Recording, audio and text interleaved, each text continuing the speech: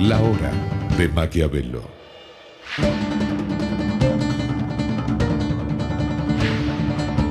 Para conocer a los que están detrás del poder.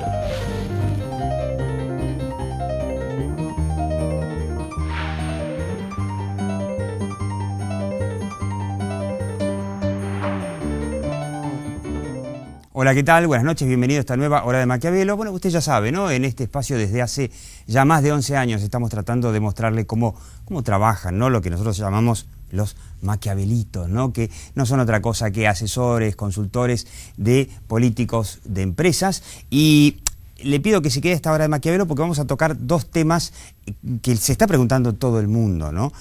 La economía, ¿cómo llegaremos a octubre, bueno, a agosto en realidad, ya donde están las primarias, y a octubre la elección crucial para la Argentina, ¿no? Porque ya te dijimos muchas veces aquí en la Hora de Maquiavelo que, bueno, la presidenta lo dijo claramente allá hace un año en Rosario, vamos por todo.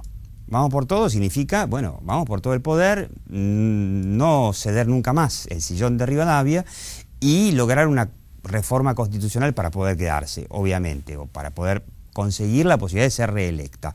En octubre se juega la posibilidad de que eso no se repita y de que haya en 2015 otro presidente. No sé, será Massa, será... anda a saber quién. ¿Con qué economía llegamos? Pero, ¿por qué es la pregunta esta de por qué economía? Porque uno podría plantearse,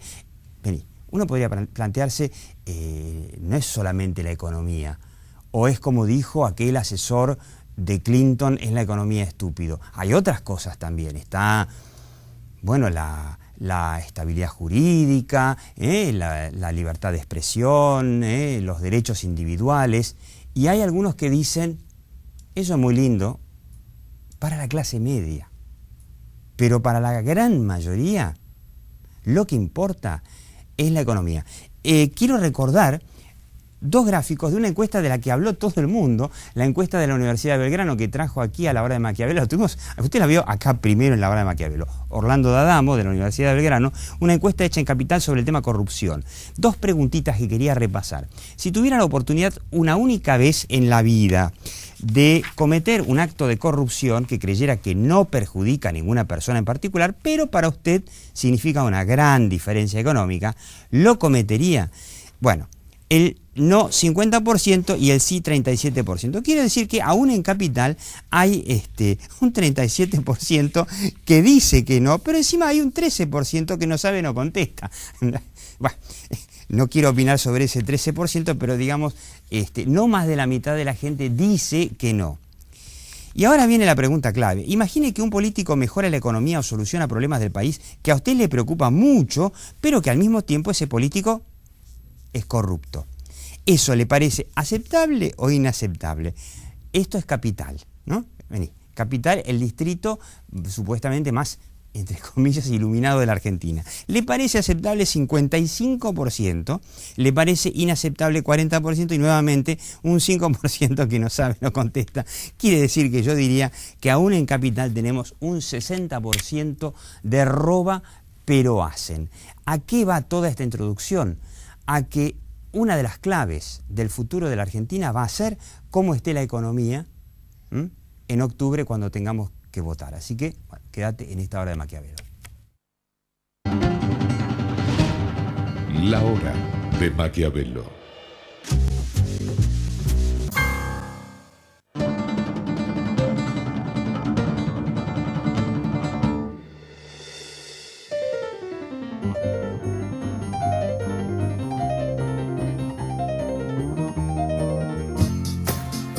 Prepárate para ver un parque centenario totalmente renovado. Hay un nuevo parque centenario. Vení vos también a disfrutarlo.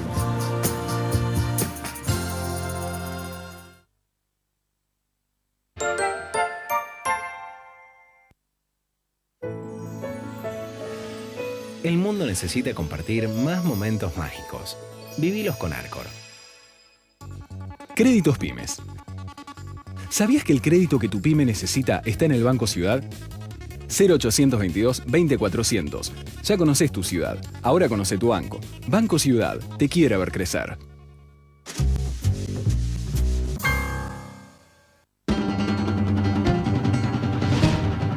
La hora de Maquiavelo.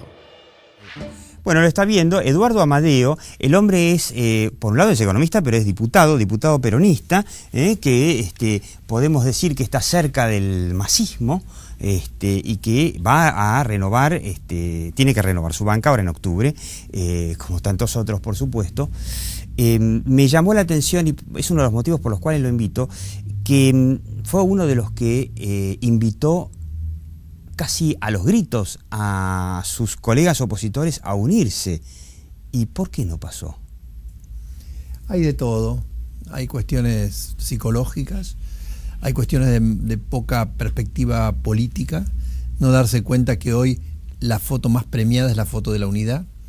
Hay una encuesta, Eduardo, que nosotros la mostramos aquí en La Hora de Maquiavelo varias veces, de Raúl Aragón, de hace un mes, que muestra que el 70% de la gente en Capital y GBA, esto incluye a GBA, quiere o quería que la oposición se uniera. Sí, yo lo vivo cotidianamente, me doy el lujo, viajo en tren, en subte, voy al supermercado los sábados, veo gente todo el tiempo, toco gente todo el tiempo, tengo un tuit con miles de adherentes, el únanse es cotidiano. Pero ¿Qué pasó? ¿Quiénes fueron los...? A ver, se puede preguntar... Yo quiero ser policía, pero ¿quiénes fueron los culpables de que eso no pasara? Hay por eso diversos errores. Hay quienes quieren conducir yo solo, o sea, yo me lo quedo, todo es mío. Hay quienes tienen menos visión política, que no saben el valor de la unidad. Pero de todos modos, una positiva, digamos. Toda la oposición tiene ya un temario del cual le va a costar mucho salirse. A fin del año pasado, 120 y pico de diputados, 110 diputados y 20 senadores firmaron el no a la reelección. Todos nos hemos manifestado en contra de la politización. Ellos, por supuesto, tienen que renovar ahora, porque si no ganan y no renuevan... Bueno, pero el marco está. Todos nos manifestamos contra la politización de la justicia e hicimos planteos ante la Corte. Todos hemos defendido duramente la libertad de prensa. Hemos hecho planteos contra la corrupción y tenemos el tema de la inflación como una cuestión permanente. Eso da un marco de trabajo del cual es difícil escaparse. Con una sociedad que en un 65% rechaza al gobierno y tiene una mala opinión de la presidenta, salir de ese corralito de temas va a tener un enorme costo, o sea, no es gratis. Por lo tanto, más allá de que se hayan unido o no las líneas, el marco de trabajo está definido y eso me hace ser optimista para los años próximos. Antes de preguntarte por la economía y por esto del roba pero hacen, que si vos ves la encuesta, bueno, te está diciendo que para la gente el bolsillo es mucho más importante que, no sé, honestidad, seguridad jurídica y cosas que para mucha gente es bla, bla, bla. Viste que teníamos un sistema de DNI que ya había cambiado, Néstor Kirchner, que era una libretita con una... Estaba buena, una libretita para votar, y la libretita la dejás en tu casa, la sacás cada 2 años, pero en la calle te manejás si querés con una tarjetita. Bueno, se eliminó ese sistema, el nuevo DNI, que parece que lo tiene ya todo el mundo, yo también, es solamente una tarjeta. Último momento, el año pasado, es decir, cambiamos todo. ¿No está un poco preocupada la oposición? Porque pero la pregunta es capciosa, porque apunta a que... ¿Habrá fraude o no? Estamos muy preocupados, no solamente por eso, sino por otra gran cantidad de cosas que hemos visto además en las elecciones de 2011. Venimos con una valija de dudas y terminado este periodo de alianzas y listas, vamos a poner una parte muy importante de nuestra energía en el control. Yo personalmente me estoy ocupando de pedir vedurías internacionales. Ahora, ¿vos crees que con control, con fiscalización se evita el fraude? Se evitan muchas cosas, digamos. Ahora hay que jugarse, ¿no? El correo fue un escándalo las últimas elecciones. ¿Con qué fiscalización? Un escándalo. El correo es el momento en donde se pasa el resultado de la planilla de la urna antiguamente era la justicia electoral, al Ministerio de Interior. ¿Cómo se controla eso? Pero antes, lo que hicieron la otra vez es que mandaban cartas para presidente de mesa, si el presidente de mesa estaba resfriado, lo borraban y ponían un militante de ellos. El tema del control por parte del Ministerio de Interior, ya no más de la Justicia, Bueno, dicen que hubo una, incluso, pero eso fue antes de la reforma del sistema electoral, sí. El kirchnerismo les pidió a los porteros que no le entregaran las cartas que venían invitando, o obligando en realidad, porque es un deber, a los jefes de mesa, al presidente de mesa a ir. Hemos hecho con organizaciones de internet una red que se llama www.redserfiscal.com. Tenemos ya como 60.000 personas anotadas. 60.000 personas anotadas. Sí. Bueno, entonces, si van todos... Ya digo, a partir de esta semana que empieza, le vamos a poner mucha energía al tema del control de las elecciones, para no... Pues muchos dicen, esta elección no importa tanto a quién va a votar la gente, porque en general van a votar opciones, eso lo dicen las encuestas, ¿no? Opciones no kirchneristas. La clave va a ser contar los votos. Bueno, vamos a ponerle mucha energía a ese tema, ya lo vas a ver en las próximas semanas. Eduardo, el tema de la economía, ¿no? Después vamos a hablar con Agustín Monteverde, que es un economista, es casi uno de los pitonizos acá de la CITI, de alguna forma. Vos viste la encuesta esta que dice que para la gente, si el político chorea un poquito, pero resuelve los temas, está todo bien. Yo no sé si la gente considera que se resuelven los temas o que quedan temas pendientes como el transporte, los trenes, la inflación, en fin, tantas otras cosas. Pero hay algunas señales, por lo menos que yo estoy leyendo algunas cosas, que la economía como que está empezando a repuntar. Y muchos dicen, guarda, porque la elección de 2009, en la que ganaste vos, fue una elección donde la economía estaba en profunda recesión. El INDEC dirá que más o menos recesión, pero había una profunda recesión. Y la de ahora, o la que aparentemente se pronostica para octubre, ¿será tan así? El mejor indicador político de Argentina es el índice de confianza económico de la Universidad de Itela, que está a los niveles del 2009 y consistente. Es un dato no menor que tiene que ver con la percepción de la gente. Segundo, esta es una economía que no crea empleo. La tasa de crecimiento podrá arañar el 2%, pero no está creando empleo. Tercero, el tema de la inflación, que agrede a los más pobres.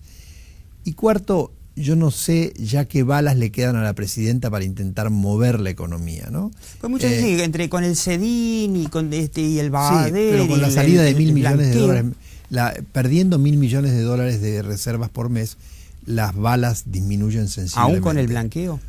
Sí, el blanqueo tiene éxito. Nosotros desde la oposición, esta es otra cosa que nos une a todos, hemos dicho que vamos a hacer lo posible para revisar. ¿Se puede jurídicamente? No se puede ir para atrás con una ley aprobada, pero va a haber listas. Entonces, esas listas serán puestas a disposición de la gente. Pero además hay otro dato no menor. Listas con los que entraron al blanqueo. Efectivamente. Y otro tema no menor es que en la Argentina no van a existir más, si es que la Corte no lo cambia, las cautelares. Por lo tanto, ¿quién va a poner plata cuando no tiene un instrumento que le permite defender cuando quiera recuperarla? Sí, claro. Así que yo veo una economía que no va a tener la potencia que tuvo en el pasado, no vamos a tener un 2001 ni de lejos, por lo menos ahora, veremos más adelante en el 2014 cuando las reservas estén peor, pero la presidenta no puede contar con la economía como una herramienta de política electoral. Entonces, o cambia sus actitudes, o se pone más buena, o dialoga, o lo mete preso a Lázaro Báez, o hace cosas más desde la política, pero con la economía es difícil pensar que puedan cambiar, porque además la metodología Moreno está muy arraigada. La presidenta, lamentablemente para todos nosotros... Ella cree que a los gritos se maneja. Claro, Moreno cree que las leyes de la economía no existen, que el pensamiento de las leyes, lo que nosotros llamamos las leyes básicas de la economía... Sí, oferta y demanda, por ejemplo, es un la más básica de todo. No, lo que nosotros llamamos la cuestión de las expectativas, ¿no? Y los incentivos racionales, una parte esencial de la economía, de cualquier tipo de economía, eso puede ser vencido por la voluntad política. Entonces, ando corriendo a los arbolitos por la calle, meto presas a las consultoras que dicen una inflación que no me gusta. El mundo ya sabe y la Argentina ya sabe que eso no funciona. Pero, para cerrar tu pregunta, si la presidenta no cambia este modo de entender la realidad, es difícil que la economía la ayude y ya tiene poco tiempo, ¿no? Y cuando vos ves la última pregunta media filosófica para cerrar, cuando vos ves esto de esta encuesta que prácticamente la gente está diciendo, bueno, roban pero hacen. Eso tiene dos cosas para mí. Una de ellas es, no creo en la ley. El cumplimiento de la ley no forma parte de mi cultura como ciudadano. Eso es equivalente a violar la luz roja. Digo, a dar un cheque sin fondo y salir corriendo. es el equivalente a la vida cotidiana donde no se respetan las leyes, es el equivalente a Ollarvide, digamos, ¿no? Es el equivalente a lo que recibimos de arriba. Y también muestra mucha frustración, o sea, no se hace, con tal que se haga, yo acepto cualquier cosa. Te permito que robes. Pero ahí en esa encuesta hay algunos de los faros, de los nortes de la buena política que tiene que instalarse en Argentina después del 2015, porque detrás de eso está el no pago de los impuestos, insisto, la violación del semáforo, la justicia por mano propia, etcétera, y la Argentina tiene que mejorar muchas cosas, pero también esas. Yo recuerdo que la semana que pasó se habló del alcalde de Montreal, que lo metieron preso, ahí mostraban cómo lo metían preso, el tipo se había llevado aparentemente una coima por un tema de construcción típico, ¿no? $75.000, Sí. 75.000. Digo, después de haber escuchado tantos bolsos y bóvedas, $75.000 es una cosita así, ¿no? Es una carterita de mano nomás. Y el sistema y lo metieron en cana, al y tipo, el al sistema toque. jurídico canadiense funciona. Cuando uno tiene que hacer valer su derecho, no hay Ollarvide que valga. El presidente de Alemania, el presidente alemán, tuvo que renunciar porque un empresario amigo le dio un préstamo, que estaba pagando, no es que le regaló la plata, le dio un préstamo a tasa preferencial. O sea, había una diferencia entre los intereses que pagaba el presidente de Alemania con el interés que hubiese pagado en un banco común y corriente como cualquier mortal. Chau, tuvo que renunciar. No lo metieron preso porque no había delito, pero... Eso es uno de los temas que tienen que formar parte de la agenda del 2015 porque es esencial para el futuro. Si no, la Argentina va a seguir siendo roba, pero hacen y te la terminan haciendo. Roba y no hace. Roba Como lo y no acaban de hace. demostrar los millones de dólares, de euros de Lázaro Báez, que son el no hacer. Porque detrás de eso están los trenes. Sí, algunos dicen, no, bueno, esa es la plata. Alguno dijo, es la plata que falta en los trenes. Pero No, si no no- es la plata que falta en los trenes. Esa era la plata de los trenes. Claro, exactamente, pero yo digo, ese fue el incentivo que le dieron Claro. a los empresarios para no ocuparse de los trenes, porque los dejaban correr con la corrupción. Claro, eran socios en ese sentido. Así es. Eduardo Amadeo, muchísimas gracias. Bueno, se postula ahora en octubre, vamos a ver. Vamos a ver. Y en el próximo bloque, Agustín Monteverde nos va a decir con qué economía va a votar la gente en octubre. Con el bolsillo lleno, vota oficialismo o hay otras elucubraciones. No te vayas. La hora de Maquiavelo.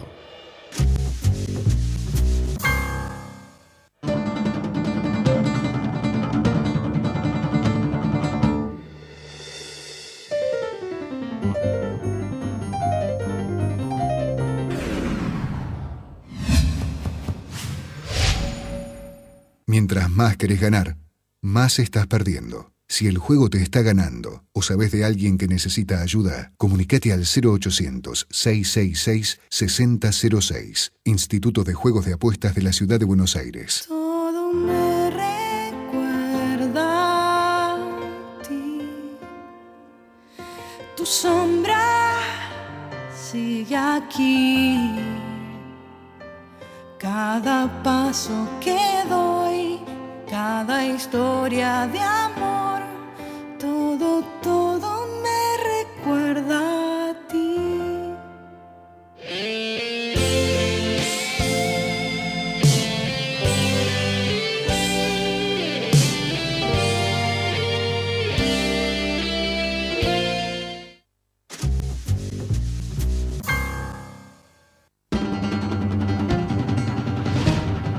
La hora de Maquiavelo.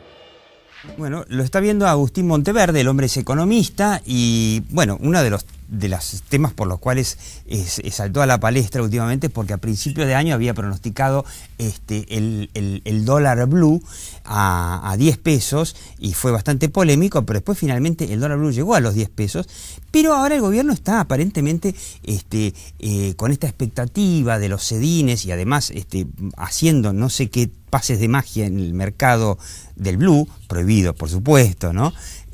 Lo ha planchado en 8 pesos. Y como veníamos con esto de que para una gran cantidad de gente en Argentina el roba pero hacen significa que se vota de acuerdo a cómo se llega con los bolsillos al momento de votar. Entonces la gente con la pancita llena, con billete en el bolsillo, vota al oficialismo. Y si no, puede pasar como en el 2009, donde en una situación de recesión el oficialismo fue duramente castigado.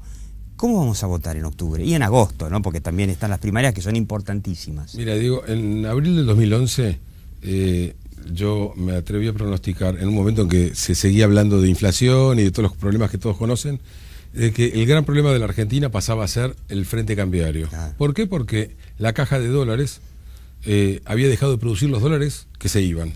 Y por lo tanto había que atender los dólares que se iban con el stock. Y cuando uno lo empieza a atender con el stock, que concretamente son las reservas, bueno, este tema es en el tiempo, tiene límites, es finito en el tiempo. Las reservas no son infinitas. Efectivamente. Y por otro lado, esto se agravaba además por el atraso cambiario. Claro. Que este detalle hay que tenerlo en cuenta porque cada semana que pasa, el atraso cambiario del dólar oficial, estamos hablando, es mayor. Porque la inflación es más alta, en definitiva, que la devaluación del tipo de cambio oficial. Hay que aclarar eso, el atraso cambiario no es la diferencia entre el dólar oficial y el blue, sino es la inflación que hace que nuestra moneda sea cada vez más cara. Que aumente el costo argentino, Nuestra moneda sea cada vez, más barata frente al costo, a los costos que se inflan. Bueno, está claro. Entonces, que Argentina es carísimo. Ahora, en estas circunstancias, lo que yo digo en ese momento es, yo veo creciente estrés cambiario y el riesgo de que ocurra lo siguiente. A ver, la inflación te quita votos, pero salvo las hiperinflaciones no han cambiado la historia política. Las hiperinflaciones quita sí. Votos, pero al gobierno de Cristina le fue bastante bien. Por eso, o sea, la inflación está para discutir, digamos, porque hay en algo que ayuda y en algo que perjudica. En el 2007 ganó Cristina y teníamos la misma inflación que tenemos ahora, con una economía que estaba creciendo, pero teníamos la misma inflación que tenemos ahora. Por supuesto. Por lo tanto, digamos, lo que uno tendría que estar pensando es si va a haber se puede descartar. No va a haber. No va a haber, por el momento, digamos, descartable absolutamente.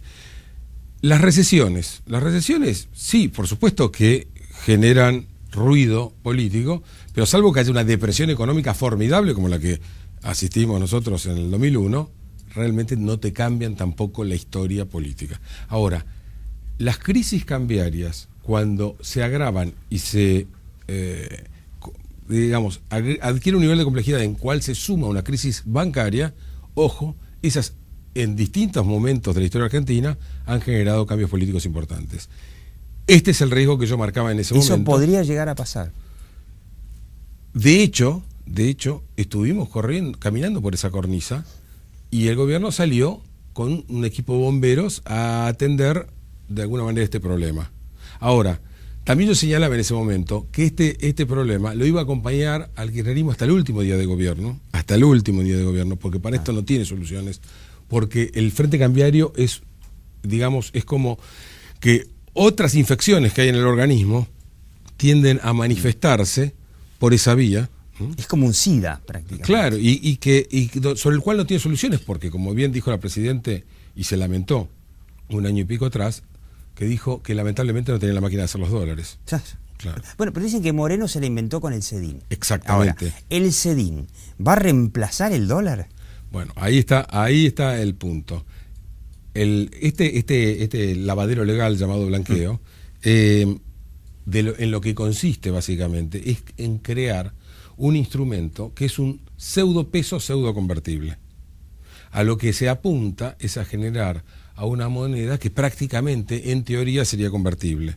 Aquí hay dos comentarios. En primer lugar, creo que el CEDIN va a tener un valor diferente si fue intervenido a si no fue intervenido, si está sellado, si no está sellado, porque va a tener, un grado de confiabilidad distinta. Claro, yo, para entenderlo simplemente, el CEDIN se le da a un tipo que llevó dólares antes y que supuestamente, la verdad que es complicadísimo, agarra los CEDINes para comprar un departamento, porque no le dejan comprar los departamentos con los mismos dólares que trae y listo, ¿no? Es clarísimo. Entonces, mucha gente se pregunta, pero entonces, ¿por qué tienen que pasar por el gobierno esos CEDINes?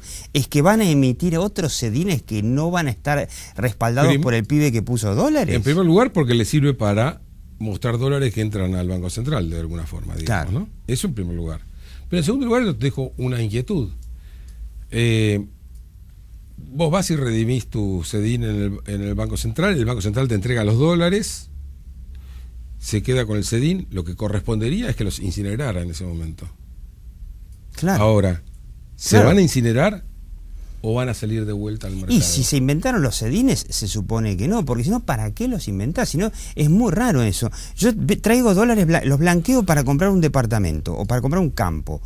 Y en lugar de ir a comprarlos con los dólares, me van a dar un papelito y se van a quedar con los dólares por unos días, porque se supone que ese proceso no va a durar más de unas semanas, un mes. Ahí hay una frase del secretario Moreno, no Mariano, ¿no? Sino Guillermo, que dice en algún momento al comienzo de, digamos, cuando se larga esto, le dice a alguien, pibe, vamos a emitir dólares. Claro, sí, fue famoso. Ojo, cuidado, porque ahí se esconde parte de la trampa. Ahora, lo que también hay que preguntarse es cuánta gente está dispuesta a entrar a este blanqueo, sea para comprar el BADE, que merece llamarse EBADE, ¿no?